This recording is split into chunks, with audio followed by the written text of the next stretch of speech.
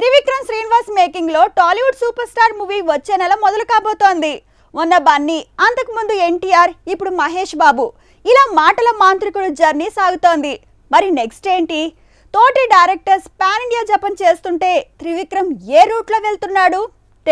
Trivikram Srinivas last time అలవైకుంఠపురంలో అంటూ ప్రయోగం చేశాడు. 250 కోట్ల వసూళ్లు రాబట్టిన మూవీతో పండుగ చేసుకున్నాడు.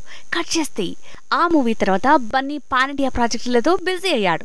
మాటల మాంత్రికుడి మేకింగ్ లో అరవింద సమేత వీరరాఘవ మూవీ చేసిన ఎన్టీఆర్ ఆ సినిమాతో 200 కోట్ల క్లబ్ లో అడుగుపెట్టాడు. కట్ చేస్తే ఆ మూవీ తర్వాత RRR అంటూ పాన్ ఇండియా స్టార్ అయిపోయాడు.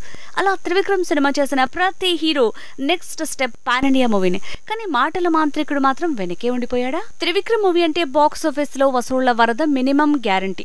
ఎన్టీఆర్, బన్నీ ఇద్దరు ఇలా 100 కోట్ల వసూళ్లు రాబట్టి ఆ వెంటనే పాన్ ఇండియా ప్రాజెక్టులు చేశారు.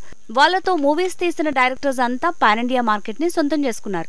కానీ మాటల మాంత్రికుడు మాత్రం ఇంకా అక్కడే ఉండిపోయాడు. త్రివిక్రమ్ శ్రీనివాస్ కూడా పాన్ ఇండియా మార్కెట్ మీద కన్నేశాడా? లేదంటే మహేష్ బాబుతో తానిప్పుడు తీయబోతున్న సినిమా కేవలం సౌత్ వరకే పరిమితమా? ఇలాంటి డౌట్లకు ఆగస్టు 1st వీక్ బ్రేక్ పడుతోంది. టాలీవుడ్ సూపర్ స్టార్ తో త్రివిక్రమ్ తీయబోయే సినిమా ఆగస్టు 1st వీక్ మొదలవబోతోంది. అతడు, ఖలేజా తర్వాత మాటల మాంత్రికుడి మేకింగ్ లో మహేష్ 3వ మూవీ మొదలవబోతోంది. అయితే ఇది పాన్ ఇండియా ప్రాజెక్ట్ అంటున్నారు. ఆగస్టులోనే అఫీషియల్ అనౌన్స్మెంట్ వస్తుంది. ఆ లెక్కన మాటల మాంత్రికుడు కూడా పాన్ ఇండియా మార్కెట్ లోకి అడుగు పెడుతున్నాడని తేలింది.